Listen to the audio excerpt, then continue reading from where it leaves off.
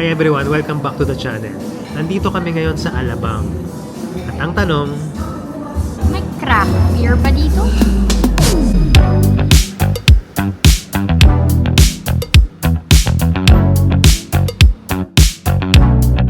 mid?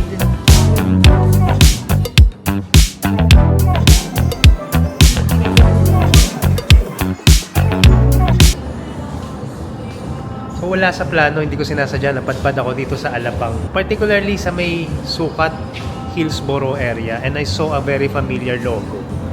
So nung nakita ko yung logo na yun and the name, na-excite ako agad kasi hindi ko na-expect na meron pala ditong tap room ng Elias Wicked Ales and Spirit dito sa Alabang. Check it out. And because it's a Tuesday night, walang tao. Diyan ka para may lighting.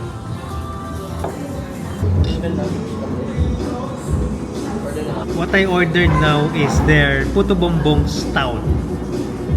And para siyang lasang ube. And there's some sort of milkiness to it. Parang matamis yan eh. Yung appearance siya, it's very dark. Ilawan natin. Ayun o, it's violet nga. You can see it. And the other one is, this is called mead. Anong particular? Viking. Viking honey mead. Viking's honey mead. With the lantern. Natikman ko na to before sa BGC Taproom. And hindi ko masyadong nagustuhan. I'm not a fan of mead. Namimiss ko yung lasa ng alcohols or ng beer. Pero 7%. Yes, this is 7% and these are both 7%. Ang bango, I can't get over the aroma of this. I think it has it has milk. Nakatikim na rin ako ng mga milk and chocolate stout. Parang ganyan ang amoy. No, it's coconut. Coconut. Coconut.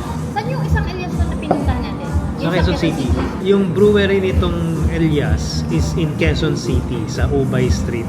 They have tap rooms and bars. There's one in BGC. Napuntahan ko na rin yun, and in fact I have an episode of that. And I will link it up here if you wanna watch that episode. And dito nga, itong nandito sa Alabang, I did not expect na meron dito sa Alabang. Nakita lang bigla. Nakita namin, or there's a logo ng Elias, and to us it's a very familiar logo. The location of this Elias Taproom is Madison Galleries dito sa... Are we in Sukat or Hillsboro? This is Sukat exit. Nag-exit ako sa Sukat. West Service Road. Nag-exit ako sa Sukat from Manila. Tapos, pumasok sa Hillsboro area. And then, nandito yung building na Madison Galleries. And it's right in front of a church. So, pagkatapos mong uminom at maglaseng, pwede kang dumiretso dyan at mag-confess sa mga kasalanan mo.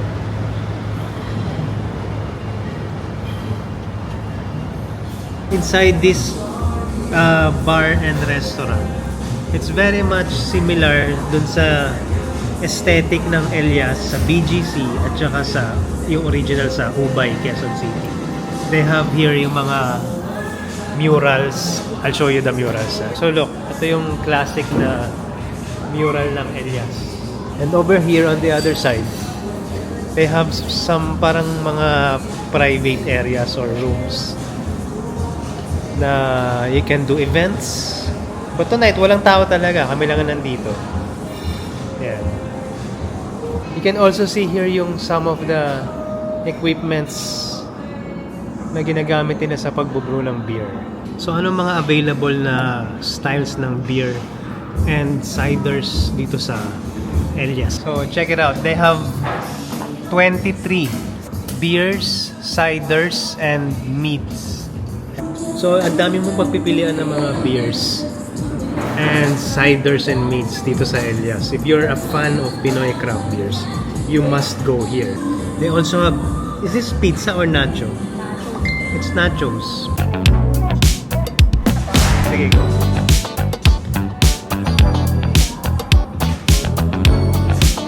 Nice.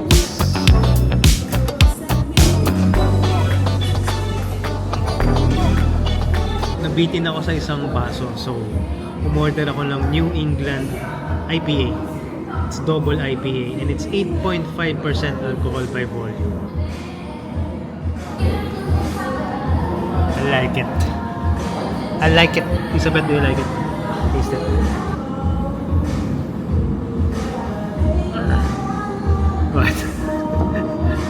What is that sound?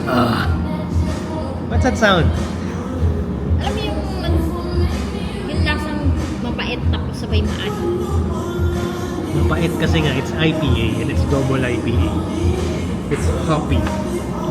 Hoppy. Yung ano, Mataas yung hops. yung pait tapos sabay maasim. Bitter.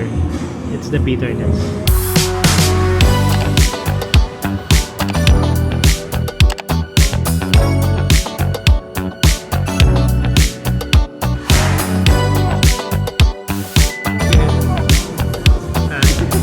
Hi guys, welcome back to the channel.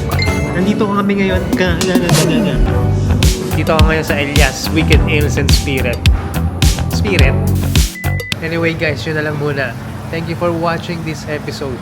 See you in the next video. Bye-bye.